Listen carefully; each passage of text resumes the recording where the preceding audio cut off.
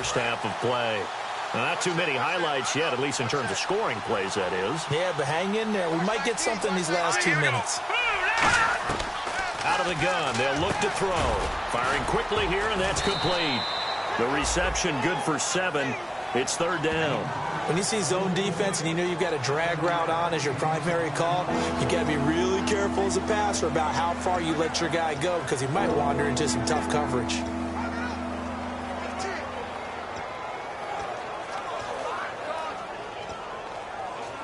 Seven yards remaining here on third down.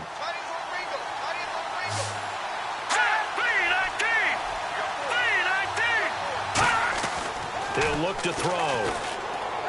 That's complete right around the 8. And he takes this down to about the 2 before going out of bounds. In recent years, the slot receivers really gained stature in the NFL because they can do so many things. Yes, they can line up wide like your normal wide receiver, but to have that kind of courage and toughness to run routes in the middle of the field and become dependable targets for their quarterbacks and move the sticks, those guys are worth their weight in gold. Well, they've been practicing goal line offense all week. Let's see if they're able to capitalize here. They come up in an offset eye. He'll look to throw. Oh, he had 6 points in his hands there. Couldn't hang on. Second down. I hope I don't sound too rah-rah on that one, but that's the exact right throw. Either your receiver gets it or no one gets it. Give him a lot of credit for being really precise with it. Got rid of it. No one got it. And to give this time to the tailback. And he's over the line and into the end zone for a Patriot score. A great play there. His first touchdown on the year. And the Pats able to cash in for 6. And that moment we just saw, always so special for any rookie. The first touchdown of his career. And there's nothing like anticipation, is there? You know he's been dreaming about it, thinking about it. It's been a part of every bit of his being. And finally, it gets done. He's got to feel great right now. This one taken from the 7. And he's up across the 25 and down at the 28-yard line. And the Jets set to take the field. And following the interception, we'll see what they can put together on this drive. I can hear my old college coach right now. He always used to tell us before every game, the team making the fewest mistakes will win. What they're hoping is that that last mistake is their only one of the game. Coaches, that's all they talk about, turnovers, right? He rifles one that's intercepted. A great read, and it's picked off.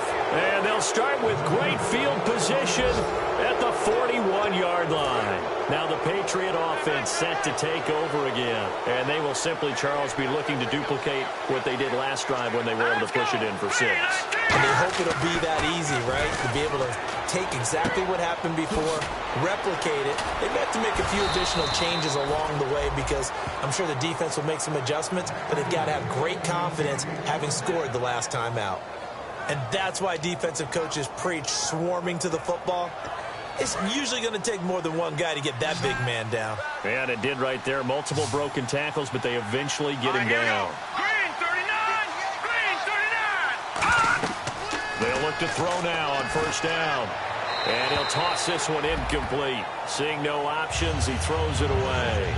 It's a tried-and-true formula, and I don't think it'll change for as long as we play football. If someone's trying to throw the ball and you can put pressure on them and make it tough, that's only going to help your defense. Yeah, he's since being hurried. He got rid of it before taking the hit, but incomplete. And seeing nowhere to throw, he chucks this one away from harm. Incomplete. Now it's third down.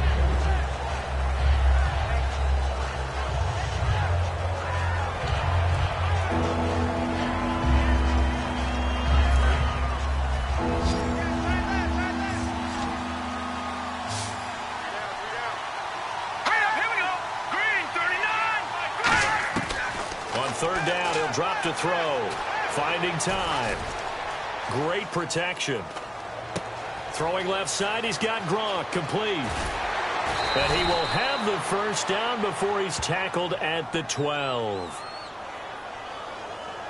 Holding offense. So there you go, holding by the offense, and that'll push him back. Changes everything now as you try and figure out what your playbook has for you. Longer yardage situations, tougher to execute and pick up first downs. So a costly penalty and now a tougher third down situation. They come up in an offset eye. All right, here we go. Green, 39. Green, 39. Back to throw again.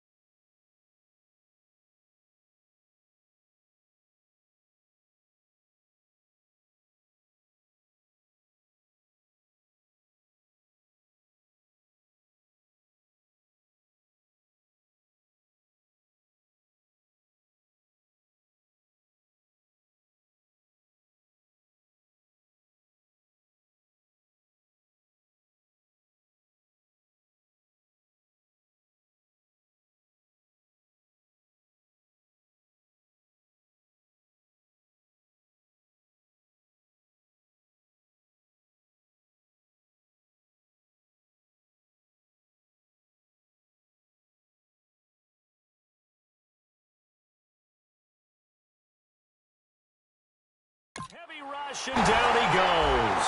And a loss of 7 to bring up 4th. Man, he got in there so quickly, Charles. What could the offense have done to adjust and account for that? But what you're hoping is that you figure out and you see and get a clue that maybe there's going to be some pressure coming at you, and you change the blocking schemes. Maybe you go to max protection. The biggest ones, maybe you bring your running back in to try and keep you clean. But in that case, that didn't happen. Zero accountability. So this guy's just sitting there, right? He's got like 30 hot dogs in front of him. And what's that? Apparently we're back. Okay, so Larry's halftime show got cut off. Sorry, we were doing story time here in the booth. We are ready, though, for the third quarter.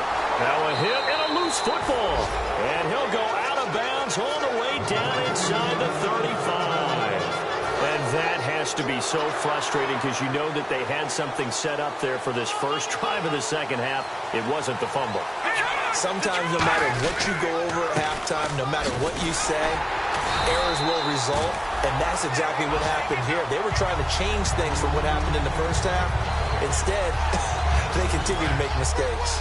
Partner, I think the easy thing now would be to just abandon the run and start throwing the football at all costs. But I've been in so many games where it doesn't work running the ball, and then something pops, and now you get something going. I'm not so sure to just abandon your game plan this early in the second half. All right, say it with me now. There are a lot of different words we come up with. Maybe we go back and forth after that play, getting his toes tapped down to make that catch. Crafty? Yep. Wiley? Oh, definitely. All the veteran names? You name it. Has every move in the book and continued to get better throughout his career so he can make that type of a catch. A gain of 26 on the third down conversion. So on that play, defense was in the zone. They ran a crossing route offensively, but the defense there, you got to be good with communication, don't you? You certainly do, and it's not something that is really evident when you watch it on the screen. But everyone's talking, communicating, pointing, and it keeps you from chasing receivers because you have a specific zone you have to cover. When a receiver's in your zone and he crosses to another one, you got to let your guy know. They got a completion there, but I like the discipline they showed to stay in their proper areas and then make the tackle.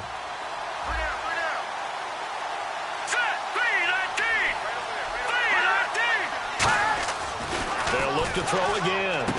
Now a clash of bodies here, and it's intercepted. A great read, and it's picked off. And a big turnover there as his guys will get the football back. First possession of the third quarter, an interception, so maybe a second-half tone setter. Indeed, and not the tone they wanted to set. That's the equivalent of running out the wrong door and running into your pool instead of running out onto the field. A real dud for that one. Has that happened to you before? No, but I've heard stories about teams actually doing that back in the good old days. They go back to the air here after the INT. Throwing left side here, and it's complete. That throw good for 4. It's second down. He had time, was able to survey the field and find a soft spot in that zone coverage. And that's where it gets difficult for a defender, Brandon. You go to your spots on the field that you have to cover, and when the offense finds an area that you're not in, that's where they throw the football. And a quick throw here, that's complete. And he'll get this up to the 34-yard line. A nice pickup there of 11 yards, and it'll move the sticks.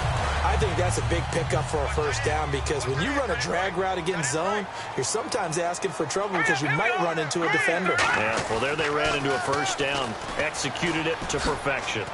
And this defense not giving him anything there, maybe a yard up to the 36. A whole bevy of Patriots there that time to bring him down. So 2nd and 9, the defense looking to put them in a bad spot here.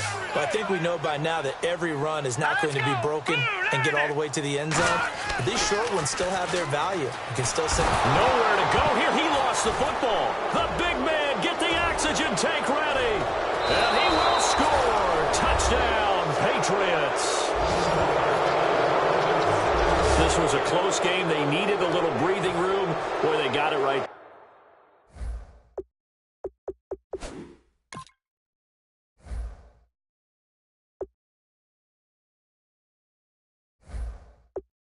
There on that return for a touchdown. Yeah, we would say that this could be huge. Forget it. It was huge. Gave him a comfortable lead. And it's good to make it 14-0. So here's the kickoff now as he'll get it again following that fumble return for a score. This will be fielded at the 6. And a nice return sets him up pretty good here at the 30-yard line.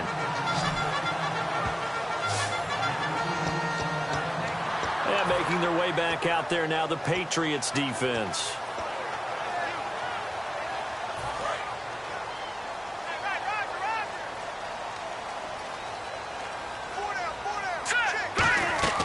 They'll come out throwing here on first down. And they will not get the connection there. It's incomplete. This has been a really nice day for the defense. They've made it so difficult to find open receivers because they're able to squeeze the passing lanes down. A lot of what they're doing is communicating.